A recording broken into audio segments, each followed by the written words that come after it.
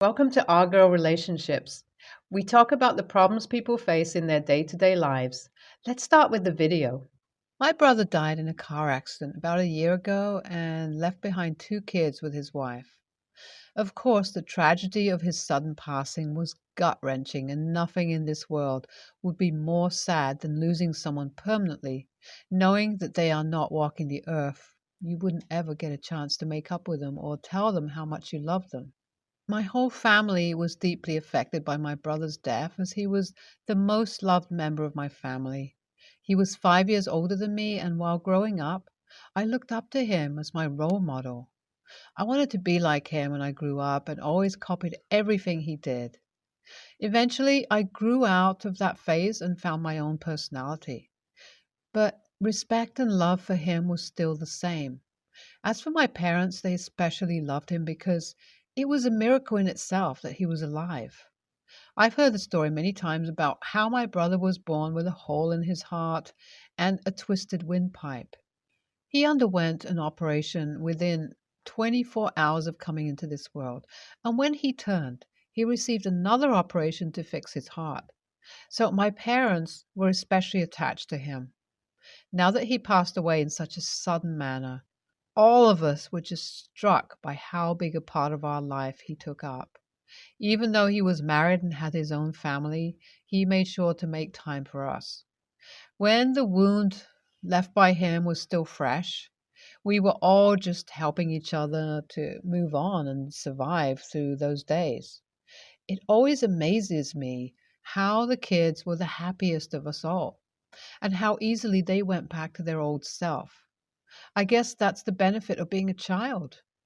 Now, it's been almost a year, and never have I imagined that within a year I'll be fighting his family for equal rights.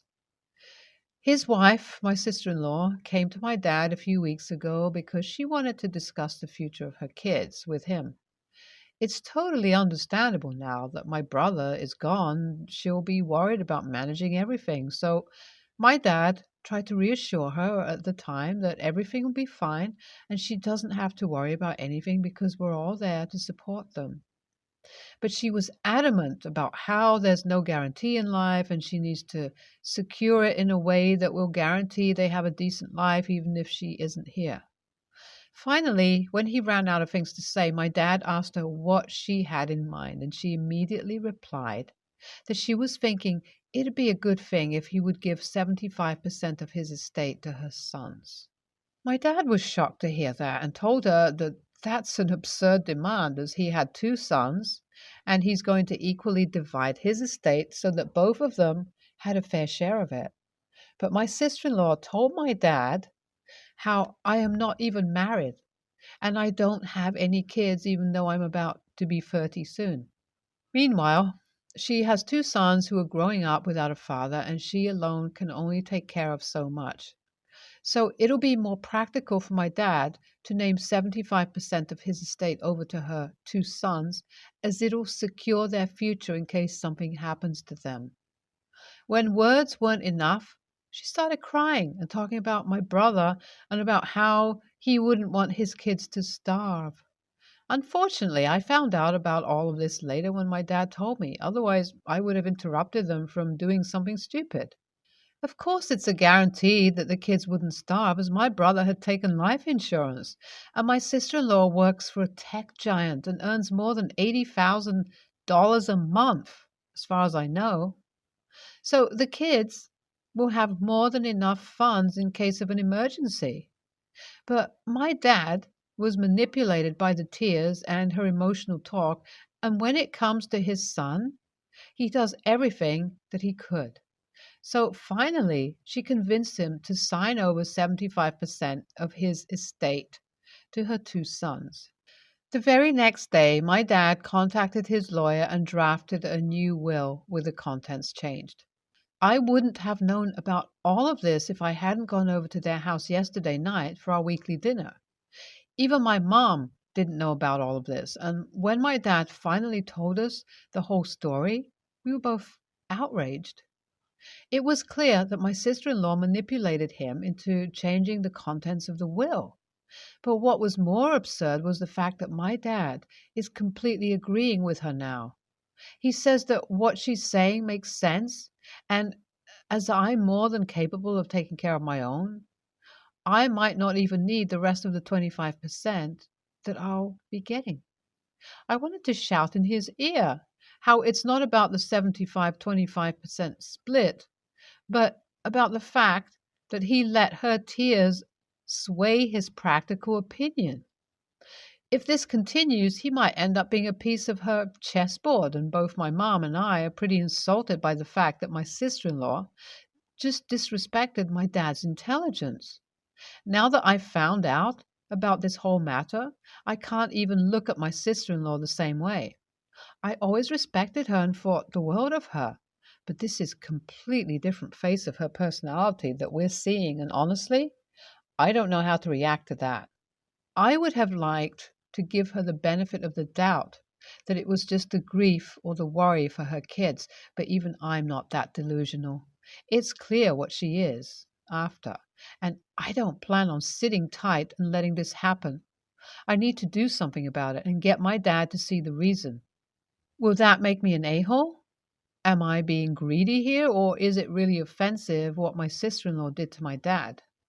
So I thought a lot about how I should approach the matter, and I decided that talking to my sister-in-law would be the right thing to do. Even if she knows what she's doing, I needed to make sure it wasn't just her worry. And if she comes out as not that guilty, maybe I'll be able to convince her to think about it again and let my dad decide what he wants to do with his estate, instead of emotionally manipulating him into writing off a third of it to her sons. So I called her and asked her if I could come over sometime. At first, she was hesitant to talk to me, but when I said I'd like to meet my nephews, she finally agreed and told me to visit this Saturday, as the kids would be able to stay up late because the next day would be an off day for the school. So I'm going over to the house tomorrow, and I pray to God that this whole thing isn't what it seems like, and my sister-in-law would be able to see the absurdity of her action and will talk to my dad again. So I actually went over to my sister-in-law's house with very low expectations, and she even managed to break them. I was thinking that at least talking to her would make her feel guilty about what she did and she'll see reason. But dang, I was so wrong. I did not think that I'm meeting a completely changed woman. And now she's not just my sister-in-law, but a widow too, and her priorities have changed. When I reached her home, I took my time and just played with the kids for a while and ordered pizza. My sister-in-law knew the main purpose of my visit already and was trying to avoid a direct conversation. But when I saw that we're not getting anywhere, I brought up the topic abruptly and caught her off guard. Either way, at least we were talking about it now, and that's what I wanted. Instead of blaming her for anything, I took an approach to give her a chance to explain herself. I asked her if it's been hard lately for her and if she's struggling financially, but she said that it's not what I'm thinking and she just wanted her kids to have a share of the estate. She said that I might think it was her being driven by my worries and emotions, but this isn't the first time she thought about the topic. She said that it was something she had talked about with her dad in the past, and even though my brother didn't agree with her completely, she knew that it's the right thing to do.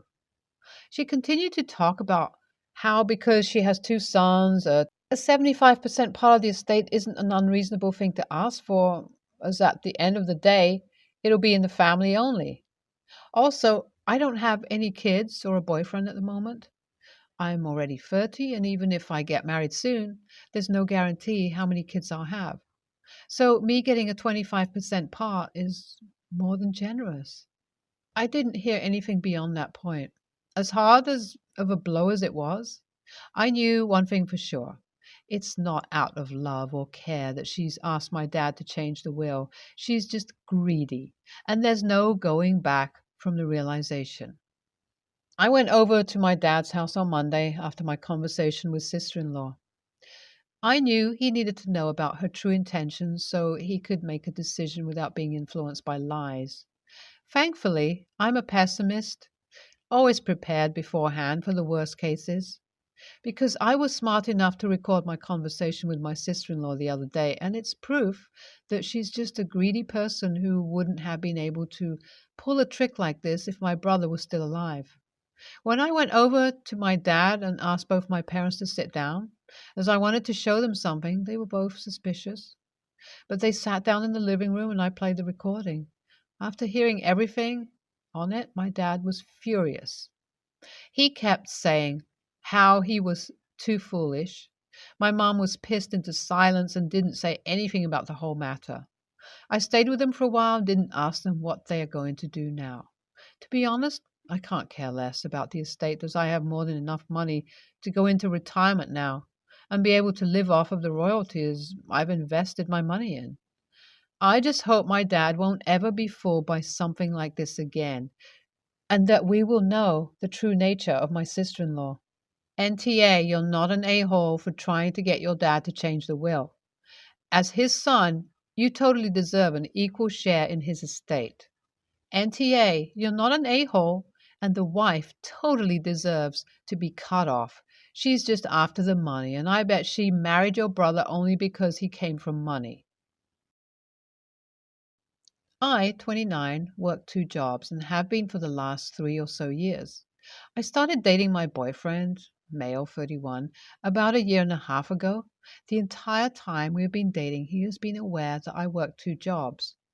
We're talking about moving in with each other, so we agreed to show each other our finances. At first, he balked at how much I spend on shopping, going out, but then he noticed how much my first job pays. You see, I have a really decent paying full time job, but I live in a big city, so cost of living is no joke. I can afford to live off of my full time job alone, but that leaves very little disposable income. So I would either have to choose between saving money or buying, doing fun things. My full time job is the standard 9 to 5.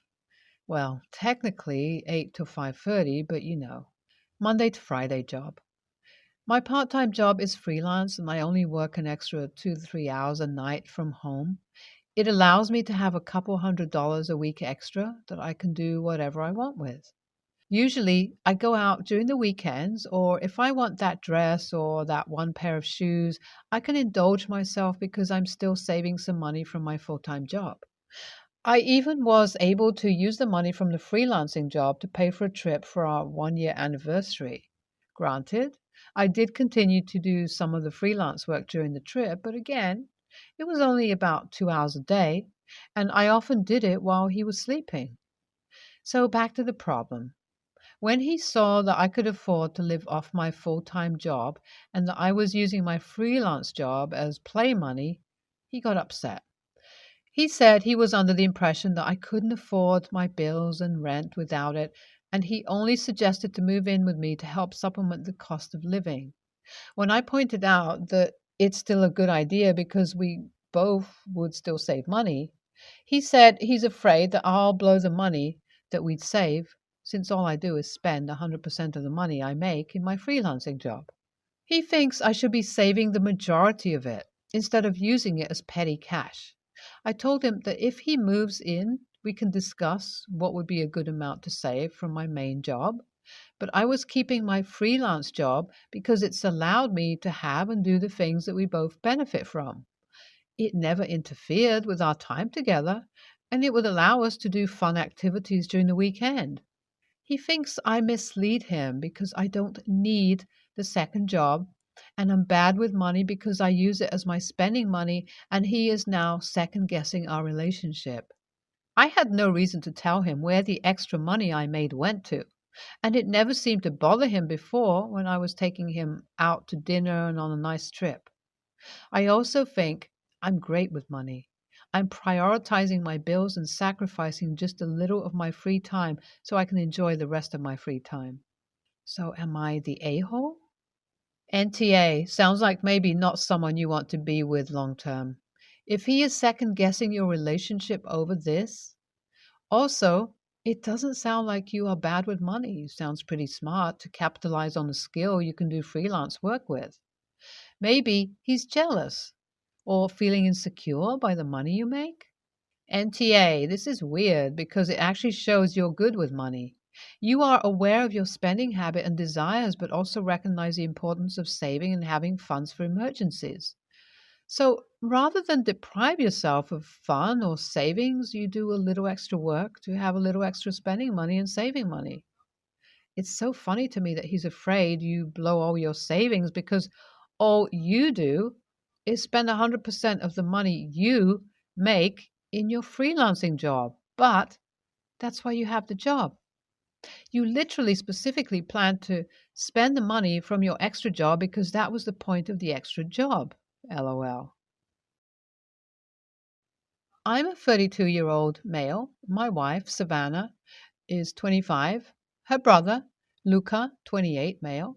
His husband, Ryan, 33, male. Savannah and Luca had a traumatic childhood. They moved around a lot. Their dad ditched when Savannah was 10 and Luca was 13, and then their mom neglected them in favor of her boyfriends and work. They are extremely close to one another, and Luca took care of Savannah when their parents wouldn't. He'd made meals for her, help her with homework, etc. When I first met Savannah 3 years ago, I thought it was pretty sweet that she was so close to her brother. Now, I think it's weird. He's very touchy with her. And he used to take her out on Valentine's Day whenever she was single. He also talks about how he knows her best and he's quite hostile towards me. If I kiss her in front of him, he gets weird about it and doesn't speak to me for the rest of the day. He's also quite emotionally abusive towards her at times. Whenever they argue, which is usually about him thinking they don't spend enough time together, he'll call her every bad name under the sun and use some things she's done in the past against her. His favorite insult is to call her a slut for dating a lot in her teens and early 20s. I keep asking her to limit her contact with him, but he'll apologize and she forgives him. He's also a bit of a psycho towards his husband. Ryan can't have any gay or bisexual male friends, otherwise Luca will lose his shit. The incident that sparked this post happened earlier this week. Savannah, Luca, Ryan, and I were on vacation in the Caribbean for the past 2 weeks. We had an amazing time, but Luca was being extremely annoying and he didn't let me spend much time with Savannah alone. He was also being extremely touchy with her, and it just rubbed me the wrong way. On the last day of the vacation, Savannah wanted to swim in the sea, and Luca kept complimenting her bikini, saying that the color suited her and that it looked cute. I brought it up to Ryan, who said that he felt the same way but didn't feel comfortable bringing it up because Luca would blow it out of proportion. I am not scared of Luca, so I took him aside and said that he was being inappropriate with Savannah. He told me to F off, and later that day, Savannah was extremely upset with me because Luca had told her that I accused him of incest, which I did not. Savannah is still upset with me and she wants me to apologize to Luca for saying that they're too close. The funny thing is that she agrees that they're too close, but she still wants me to apologize because Luca is ignoring her now too. I'm not going to. Ryan has asked me to stop being an a-hole and apologize to smooth everything over. Savannah is a very sensitive person and she's cried about this a few times, which is making me think that Ryan is right and I should apologize. AITA? NTA, you had a private conversation with Luca and he got upset. It was bound to happen given all his behaviors. Luca needs therapy as it sounds like he bonded with Savannah as a young teen in unhealthy ways. He's abusive to everyone around him and it sounds like he's afraid of losing them. Therapy, not an apology, is needed here. NTA here. Your wife has a broken normal meter. You and your brother-in-law's husband placating your brother-in-law is not ever going to help and will only encourage more boundary crossing and possessive behavior. Do not apologize and also do not demonize your brother-in-law to your wife's face. Note that doesn't mean you shouldn't point out unhealthy behavior. I'm just saying avoid using judgment opinion words while doing so because it's going to make it less likely that she will hear you. I would also insist on couples counseling because this is going to very much affect the foundation of your life together. I would also encourage her to go to individual therapy. You aren't equipped to handle this level of trauma bonding and emotional incest that she is going to have to unravel. If she can do this while you both attend couples counseling, it will help you both navigate the ups and downs that are going to come when she starts to set her own boundaries.